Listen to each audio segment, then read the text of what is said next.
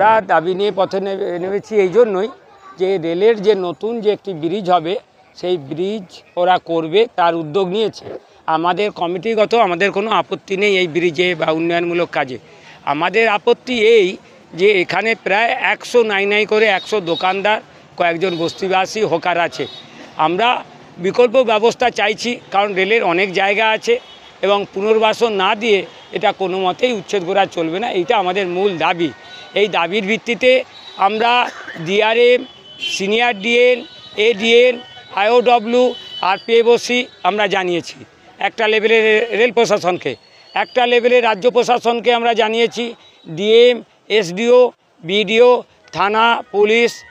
তারপরে আমরা জনপ্রতিনিধিদের জানিয়েছি, আমাদের বর্তমান এখানে মৎস্যমন্ত্রী, এমএলএ মৎস্যমন্ত্রীকে জানিয়েছি, জেলা পরিষদের সভাধিপতিকে জানিয়েছি, পঞ্চায়েত সমিতির সভাপতি, এবং আমরা যেখানে দাঁড়িয়ে আছি আমাদের যেখানে অবস্থান বাজারে আমলহান্ডা গ্রাম পঞ্চায়েতকেও আমরা জানিয়েছি, আমাদের সমস্যার কথা তুলে ধরেছি।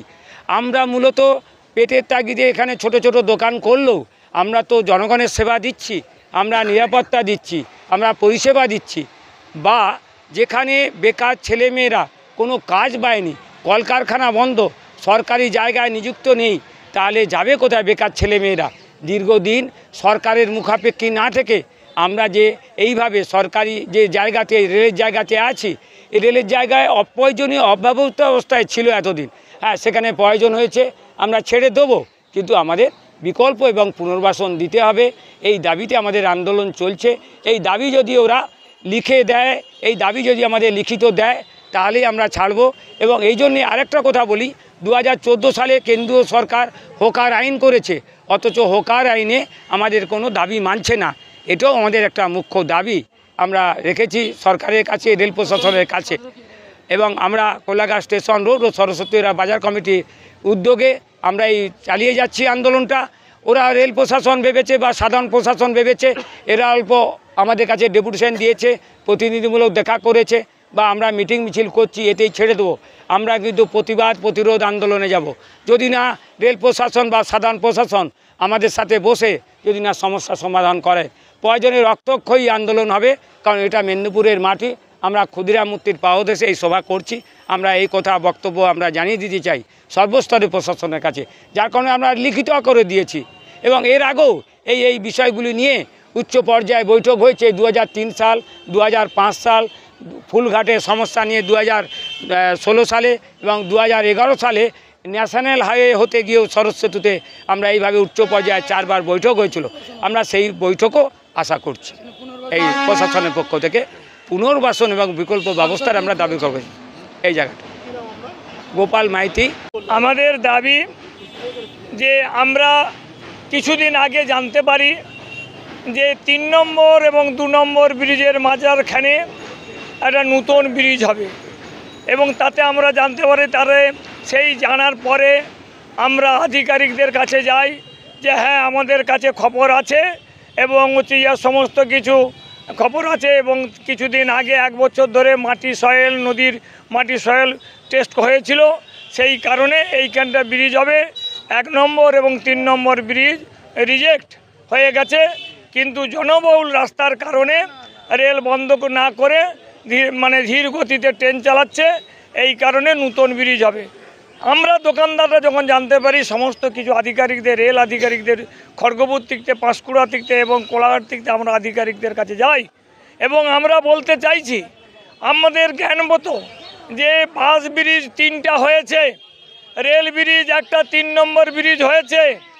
সেই ব্রিজগুলো হয়েছে হাওড়া জেলার দিক দিয়ে এবং লাস্টে মেদিনীপুর, এইটা বর্ডার, পূর্ব মেদিনীপুরের বর্ডার, এই পূর্ব মেদিনীপুরে শেষ হয়েছে। তা আমরা আধিকারিকদের কাছে বলছিলাম যে আপনারা তো 3টা ব্রিজ হয়েছে পূর্ব দিক দিয়ে হয়েছে, আর ওই ধারে জায়গা পুরোটা ফ্রি, এবং আপনাদের গাড়ি ঘোড়া ঢুকতে একবারে হাইওয়ে দিয়ে রোড বাগান আছে, সেইখান দিয়ে হয়ে ওই ধার দিয়ে কাজ করে আসুন।